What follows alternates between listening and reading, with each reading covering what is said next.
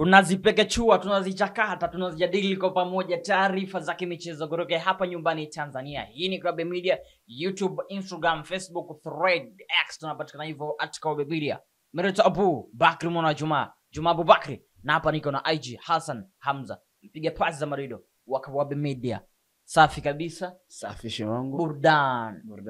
Burudani kabisa. Tuanze moja kwa moja kwenye sakata ambalo linaendelea sasa hivi. Tuanzie kwenye taarifa kwa umma kutoka kwa mdhamini wa mashindano ya CRDB Federation Cup ambaye ni benki ya CRDB. Alitoa taarifa kwa umma jana, anasema kwamba benki ya CRDB inapenda kutoa ufafanuzi wa madai yaliyotolewa na msemaji wa klabu ya Young Africans katika mkutano wake na wanahabari uliofanyika tarehe 9 Juni katika makao makuu ya klabu hiyo. Taarifa kwa shirikisho la mpira wa miguu Tanzania TFF na kwetu kama mdhamini mkuu wa mashindano ya kombe la shirikisho na benki ya CRDB kwa klabu ya Young Africans haitocheza fainali za mashindano hayo msimu huu kama hawatolipwa fedha za ubingwa wa msimu uliopita. Tungependa kufahamisha umma na wadau wote wa soka kuwa benki ya CRDB ni taasisi yenye kuzingatia weledi, kanuni na taratibu, na kwa msingi huo tayari benki ilikwisha tekeleza kikamilifu wajibu wake wa kifedha kwa TFF kama sehemu ya makubaliano ya udhamini wa mashindano haya. Malipo yote ya msimu uliopita yalifanyika kwa TFF kwa mujibu wa mkataba baina ya benki ya CRDB na TFF. Benki ya CRDB inatambua kuwa mbali na mchezo wa soka kuunganisha jamii yetu na kutoa burudani, lakini pia mchezo huu ni ajira kwa vijana wengi. Hivyo dhamira yetu ni kuendelea kushirikiana na TFF, vilabu na wadau wengine katika kukuza mchezo huu kwa maslahi mapana ya taifa letu. Imetolewa na idara ya mawasiliano na uhusiano kwa umma benki ya CRDB Juni 10, 2025. CRDB wao wanasema kwamba waliwapa TFF, malipo yameenda moja kwa moja TFF kwa mujibu wa mkataba wao wanavyosema. Lakini tukipitia hapa taarifa kwa umma ambayo TFF wenyewe pia wametoa siku ya jana, wametanabaisha yale ambayo CRDB wameongea pamoja na Young Africans wameongea. Taarifa inasema hivi: tunapenda kuthibitishia umma kuwa benki ya CRDB ndiyo mdhamini mkuu wa mashindano ya kombe la shirikisho la TFF na inatekeleza ipasavyo majukumu yake ya kimkataba. Kwa msimu wa 2023-2024 wa mashindano ya kombe la shirikisho la benki ya CRDB Bank Federation Cup, benki hiyo ililipa fedha zote za kimkataba ambayo ni milioni 255 kwa ajili ya uendeshaji wa mashindano hayo. Tumemsikia meneja habari na mawasiliano ya Young Africans kupitia vyombo vya habari akidai kuwa klabu inaidai TFF milioni 200 ambayo ni zawadi ya ubingwa wa kombe la shirikisho la benki ya CRDB. Tunapenda kutoa ufafanuzi kuwa TFF ndiyo inaidai klabu hiyo ya Young Africans iliomba kwa barua fedha zao za zawadi katika mashindano mbalimbali zikatwe kulipia malipo wanayotakiwa kulipa kwa TFF, ikiwemo ada za wachezaji wa kigeni. Hivyo ili kutoendelea kusababisha sintofahamu kwa umma, tumeandikia barua ya Young Africans kutuma kwetu mtaalamu wao wa fedha kesho saa 4 asubuhi kuhakiki deni la klabu hiyo akiwa na vielelezo vyote katika ofisi za TFF. TFF itaendelea kutekeleza wajibu wake wa kusimamia mpira wa miguu ikiwemo kulinda taswira za wadhamini wake. Imetolewa na Clifford Mario Ndimbo, ofisa habari na mawasiliano wa TFF. Tukirejezi barua mbili, CRDB wao wanasema hela ilishaendaga kitambo sana kwa TFF. Na TFF wao wanasema kwamba hela ilishafikaga kwao huko, lakini pia Young Africans waliomba wafidiwe madeni yao na TFF wanasema kwamba bado Young Africans wanawadai. Sasa turuje kwa upande wa wananchi wenyewe ambao pia walitoa taarifa kwa umma. Taarifa yao inasema hivi: tumeona taarifa ya shirikisho la mpira wa miguu Tanzania TFF kuwa inaidai klabu ya Young Africans bila kutoa ufafanuzi wa deni lenyewe. Tunapenda kujulisha umma kuwa klabu ya Young Africans haijawahi kulipwa fedha yoyote ya ubingwa wa kombe la shirikisho kwa msimu mitatu mfululizo: 2021, 2022, 2023 na 2024. TFF wamekuwa wakishikilia fedha hizi za ubingwa kwenye akaunti zao kila msimu unapomalizika, huku wakifahamu ni makosa na ni kinyume cha utaratibu. Hakuna uthibitisho wowote wa kimaandishi kuonyesha kama TFF wamewahi kulipa fedha hizi za ubingwa wa klabu ya Young Africans. Ni aibu na fedhea na kumtia dosari mdhamini kuendesha mashindano bila kumlipia bingwa kwa msimu mitatu mfululizo. Tunaelekeza dawa ya deni ni kulipa kwa wakati, ikiwa ni haki ya mshindi na inampa heshima mdhamini wa mashindano. Ieleweke, ada za malipo ya wachezaji wa kigeni walizozisema kwenye taarifa yao hulipwa mwanzo wa msimu mpya, na hela hizi za ubingwa hutolewa mwisho wa msimu. Klabu ya Young Africans haijawahi kupokea taarifa yoyote rasmi kutoka TFF kuhusu klabu yetu kuwa na deni kwao. Uongozi wa klabu ya Young Africans unaendelea kusisitiza kuwa kulipwa pesa yake ya ubingwa wa kombe la shirikisho la CRDB kwa msimu wa 2023-2024 ili tuweze kucheza mchezo wa fainali siku ya tarehe 28 Juni 2025. Taarifa hizi ambazo tukiziangalia hapo kwa upande wa timu zote mbili, tunaona kwenye upande wa Young Africans kila mtu anatetea upande wake, kwa upande wa TFF pia wanatetea upande wao, lakini kwa benki ya CRDB wao wametoa taarifa kabisa, ni wamejitoa kwenye hii engo. Wamesema sisi tulishawapaga TFF, na hapa Young Africans kuna taarifa yao ndani wanasema kwamba TFF huwa wanazishikilia hizo hela za ubingwa, kwa hiyo wao wanaiomba. Tuanzie hapo hapa, ni inaanza kusema kwamba Young Africans bado wanabishana na mkubwa wao. Ukija ukaangalia hii scenario mpaka inafika huku, lazima tuangazie mzizi mpaka kufika hapa. Unakuja unaangalia Young Africans mpaka kufika hapa leo hii wanajibizana na baba wa mpira wa miguu Tanzania, TFF. Ndio mlezi wa viro vyote vya hapa Tanzania, anavisimamia ipasavyo, anaanza kubishana naye.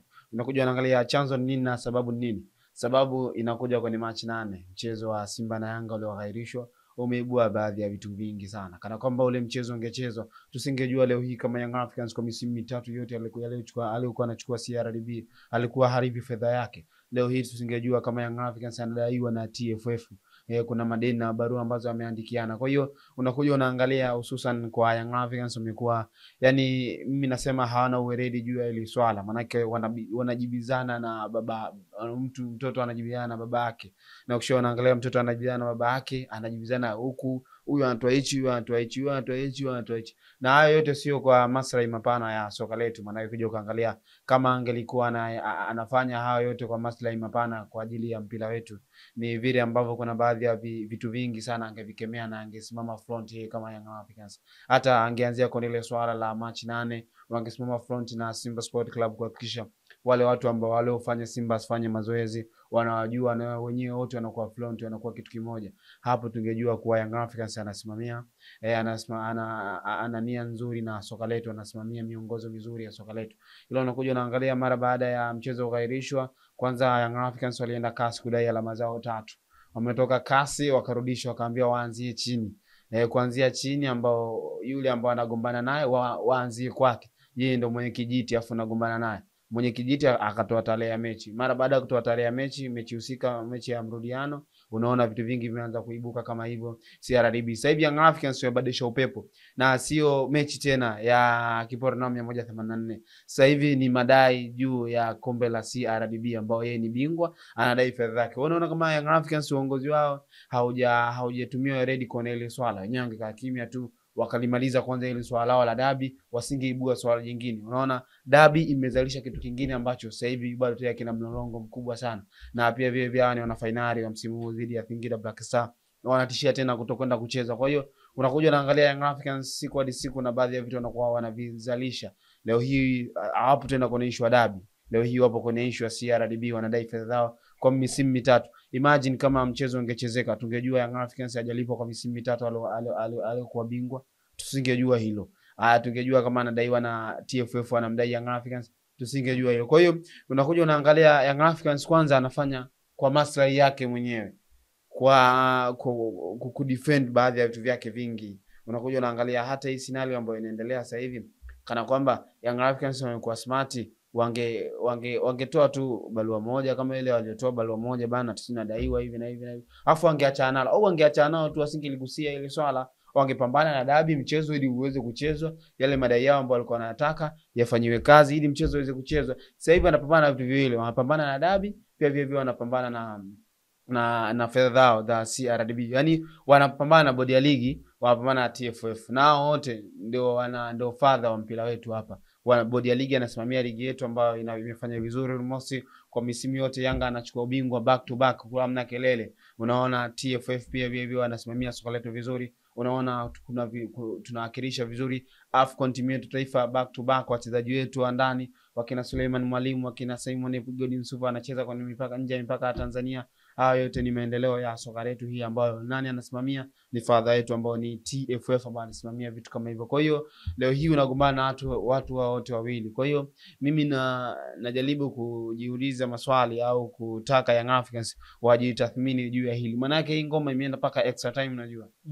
Hii extra time. Huyu anafanya hicho anafanya. Sasa mimi nataraji yani naitamani sana hiyo siku ya tarehe 15 nione what next, yani baada ya hapo mtu kuchukua alama 3. Na nataka nione kama bodi ya ligi imesamia sheria zake kwa mchezo. Mtu asiposhiriki kwenye mchezo kanuni zifuatwe. Kwa hiyo hapo unakuja unagundua Young Africans kuna vitu vingi sana na kwa na vilimbikiza vitu vingi. Sasa hivi kashatoka kwenye issue ya dabi, anaongelea dabi sasa. Haongelei sasa hivi anabishana na TFF. Kwa hiyo mimi naona hii Young Africans wakawa wajitathmini juu ya mwenendo wa klabu yao kwenye end of this season. Sawa, nilichogundua kwenye hili sakata kwa jinsi ambavyo nimesoma hizi taarifa zote especially kwa TFF pamoja na Young Africans, tunaita ile kuna favor fulani ambazo hizi timu kubwa wanazozipata. Sasa hizi favor tukiziangalia hapa ndo zinakuja kuleta migogoro hizi ambayo inakuja kuibuka kila siku hapa kwa siku za karibuni, migogoro ambayo kila siku tunazungumzia kwenye vyombo vya habari. Unadhani kwamba hizi favor ambazo TFF wanatoa kwa hizi timu kubwa ziachwe kabisa limradi kwa maslahi mapana ya soka letu la Tanzania? Nadhani atakuwa wamepata somo kubwa sana kwenye hichi kipindi. Watakuwa wamepata somo kubwa sana. TFF pamoja na bodi ya ligi watakuwa wamepata somo kubwa sana. Unakuja naangalia hizi timu zote zilikuwa zina favor. Wewe ulishamuona lini Simba na Yanga wamecheza sana? Haujawahi. Yote ni favor. Vyote ni virabu vya ligi kuu ile wenyewe na favor. Kucheza saa 10, saa 1.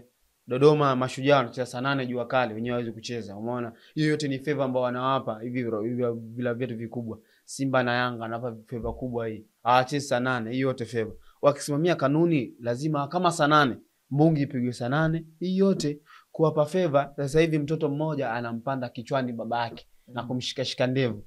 Kwa baba anashika ndevu, anapigwa mibao, anapigwa mikofi. Sasa hivi baba huyo kwa zile favor ambayo alizokuwa anampa mwanae, kuamini yeye mwanae ni mtu special sana kwenye baadhi ya vitu. Hususan hata kwenye kuwakilisha taifa na aliwakilisha taifa vizuri. Kwa hiyo lazima kuna zile favor mtu umpe. Unaangalia hata Simba akiwa na mechi ya kimataifa viporo vinakuwa back to back. Ile unakuja unaangalia kwenye ligi zizo advance kama Euro, mtu kwa wiki anacheza mara 3.